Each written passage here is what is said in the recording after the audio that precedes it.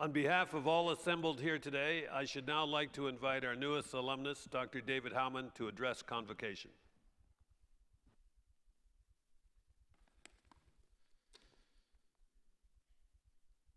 Mr. Chancellor, distinguished guests, graduates, family and friends of graduates, ladies and gentlemen. Tēnā koutou, tēnā koutou, tēnā koutou katoa. I come from New Zealand. That's Māori for welcome to my presentation. It's a great privilege to receive this degree and an honour to be able to address you this afternoon. I want to take the opportunity to talk to you a little about issues of integrity of life, and how that is acted out in sport. We're in the midst of tumultuous times in sport, where principles of fair play and integrity are being sorely tested by decisions taken those responsible for international competition, including the Olympic Games, and by those entrusted with the very governance of sport. Bribery and corruption are but two catch-cry labels. The former president of FIFA, that's the National Federation for Football, soccer you call it in this country, was banned by his own organisation for corruption. The previous president of the International Athletics Federation has been charged by the French police for bribery. No time is more pivotal than today. The World Anti-Doping Agency is an independent international body responsible for creating and monitoring anti-doping rules. These rules prevail in every country and every sport, a unique global achievement. Just imagine, in any other aspect of our society, a set of rules that could be applicable worldwide. Very difficult for the imagination to achieve. We support the rights of clean athletes. And I just want to pause here to say the chair of our Athletes Commission is Becky Scott, very well-known Canadian, the only athlete in the history of the Olympic Games to have won all 3 medals in one event. How did that happen? She finished 3rd in the 20-kilometre cross-country ski event in Salt Lake City in 2002. The woman who finished 2nd was banned through doping. So she moved up from the bronze medal to the silver medal. Then the woman who finished 1st was also doped and lost her medal. So Becky got bronze, silver and gold. What a wonderful achievement in one event.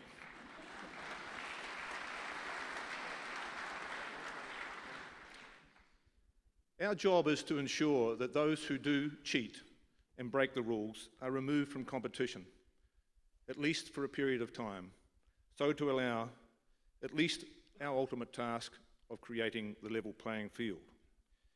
Our organisation is a private and public body, 50% owned by the sport movement of the world, 50% owned by the governments of the world.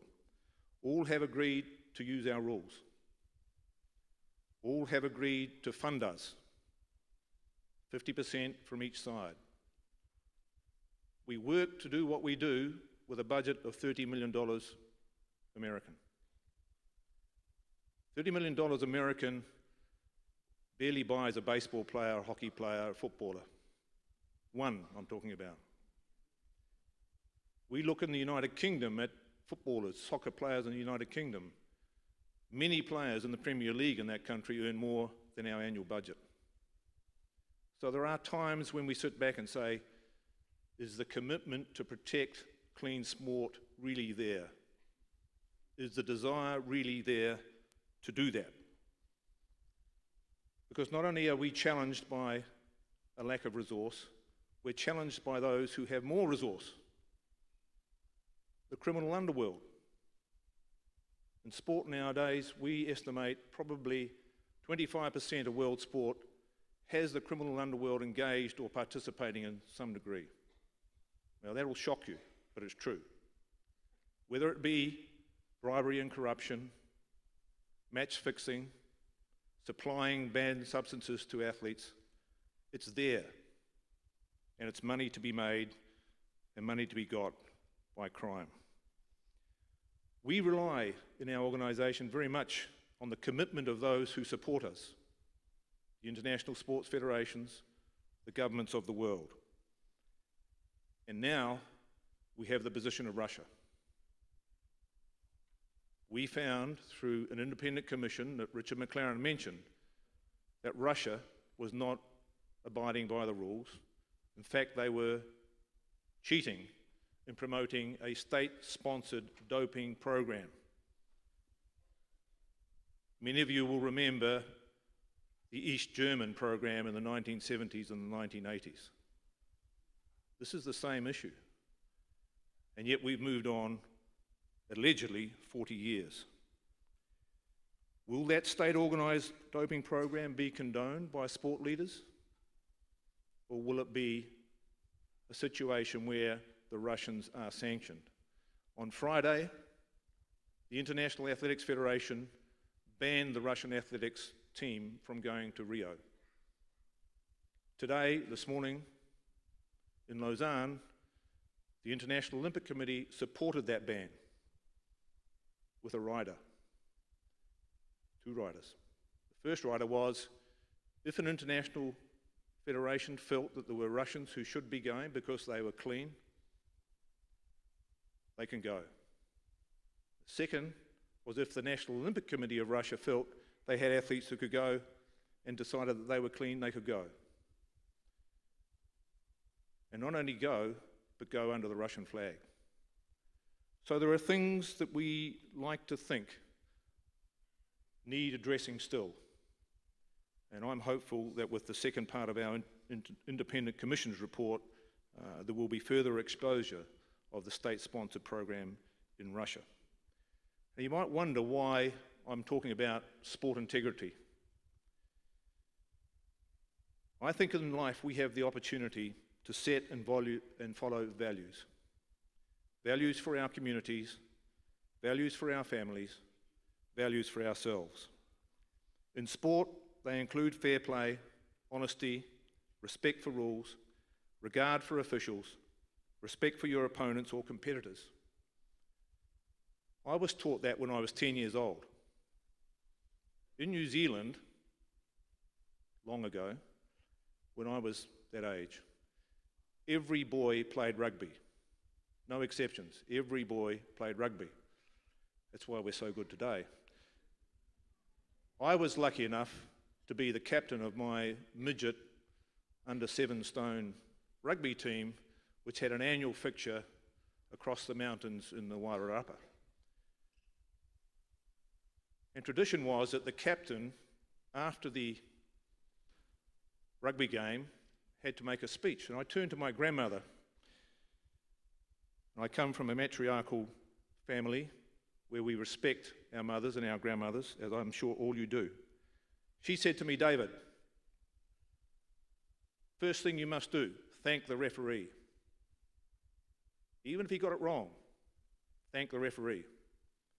Second thing, make sure you thank the opposing team for the great competition, even if you really heavily beat them, or even if you very heavily lost to them, or even if it was a draw. Thank the opposing players. And finally, make sure, this is the most important thing, David, thank the volunteers who made all this possible. The bus driver that got you over the hill, the people who run the touch lines. But she said, most important, the parents who put on the spread afterwards. And I think if you look at that, and you look at the way that inculcates a degree of respect for your opposition, for the officials, and for the volunteers, it was a great message for me. So how does this affect you as young people who have adhered to high academic values and principles, who have now qualified and are now ready to face the next new challenges in your lives? In sport, with vast amounts of money to be made if one is highly successful, It's the temptation to reach that success by taking shortcuts, one of which can be doping. Encouraged by those who should know better, doctors, lawyers, coaches, and so on, and I have to add to that list, even one's government perhaps, athletes dope in a sophisticated manner in the hope of avoiding detection. Remember Lance Armstrong. Never had a positive test, but cheated his entire career. Sport is the mirror of society.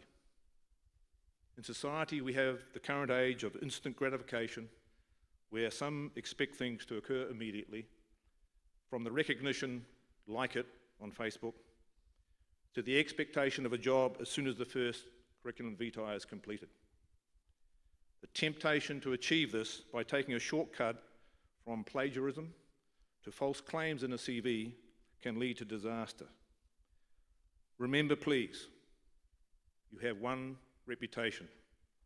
You have earned that by hard work and keeping strong personal values and maintaining principles. Make sure you keep it. If you lose your reputation, it can be very difficult, if not impossible, to recover it. Protect it carefully at all times. Maintain your principles. Stay on the high road. Should you fall off, be pushed off, or choose to go to the low road, it's a very tough climb back. So maintain those principles and maintain your values. Do not be persuaded or tempted to seek shortcuts. Think of all those sports stars who have fallen heavily through doping. Ben Johnson, Justin Gatlin, Marion Jones, recently Maria Sharapova, and of course, Lance Armstrong. Do you think that they will ever be remembered in the future as successful sports people or cheaters? Make up your own minds which direction you need to go and want to go, because successful, values-based societies like ours rely upon the next generations to continue those values. I have great confidence and faith in all of you that you will do that. A little quote to finish. What we think, or what we know, or what we believe is in the end of little consequence. The only consequence is what we do. In Māori, kia kaha, kia toa. Be brave, be strong. Thank you.